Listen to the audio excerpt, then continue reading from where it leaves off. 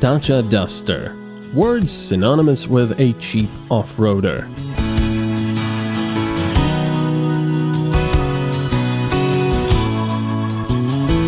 A car which I've tested for a short period in spring.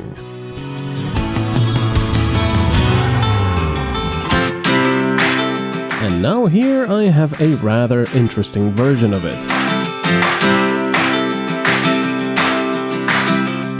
Actually, this model is very appropriate for today.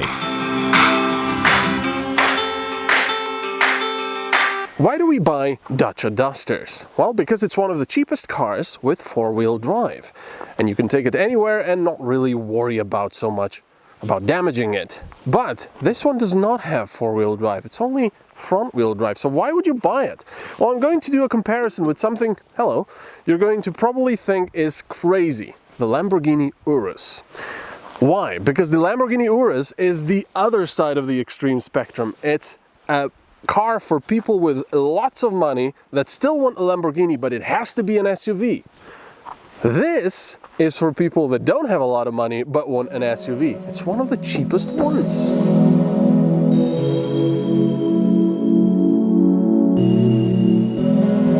And no, I won't be doing a comparison test with the Urus.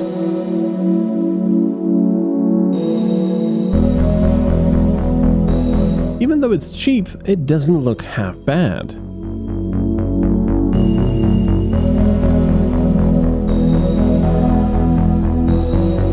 In Renault's style, the alloys are quite interesting, and because this car doesn't have all-wheel drive, you won't be afraid of damaging them off-roading.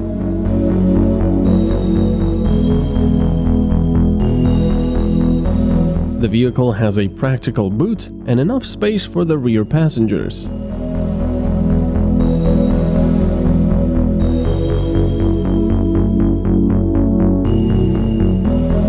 Compared to the first generation, the interior is vastly improved.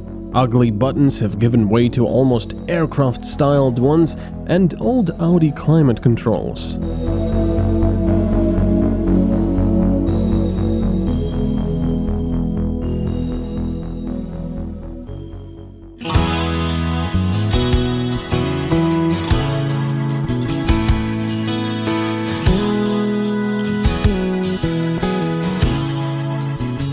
I've already tested the newest Dacia Duster a while ago. That was with all of the equipment and four-wheel drive. But I'm going to just look at it again a little bit, because even last time I was quite surprised by just how much technology was involved in a car that, well, was supposed to have, yesterday's technology for less money. So, okay, this isn't really technology, but the steering wheel, for example, it's not just a round, boring one. It actually has a little bit of,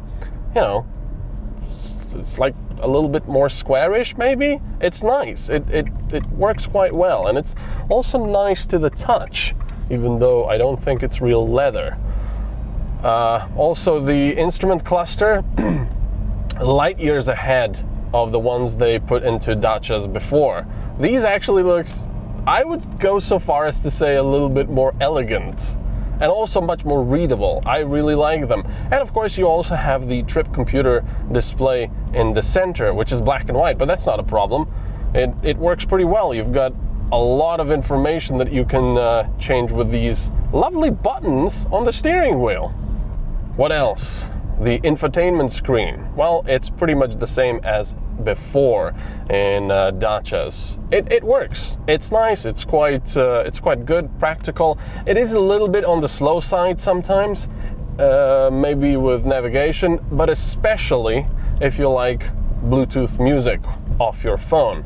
That's where it just, it takes its sweet time doing anything. If you want to change songs, it's gonna take like 3 or 4 seconds to do it, and you cannot change several at a time, so that's a bit annoying. The 6-speed manual gearbox over here is mated to the 1.5 liter diesel engine, which is actually the same one as in the Renault Megane, and I would say for this car, for these purposes, it's quite enough. I don't really like using the word enough because it doesn't say a lot, but for me, who likes more power always, it's good. Yes, you're going to want a little bit more power on the highway maybe, but you know, for everyday driving, I don't mind it. And it's also actually not that bad with consumption. I had 5.8 liters per 100 kilometers, and right now it actually went down to 5.7. So for an SUV, which is a little less aerodynamic like this, that's not bad. Also, the 6-speed gearbox is good. And the funny thing is, if you get the 4-wheel drive Duster, the first gear is very short because it's, you know, instead of a reduction gearbox, which is not present, so it's extremely short. So you usually just start in the second gear. But over here, for the 2-wheel drive, it actually is a different gearbox. So the first gear is normal. It's quite interesting. Yes, this car might have a few hard plastics. Actually, when I say a few, they're pretty much everywhere. And they tried with this quasi leather over here on the door handles, or well, not the handles, but the door armrests.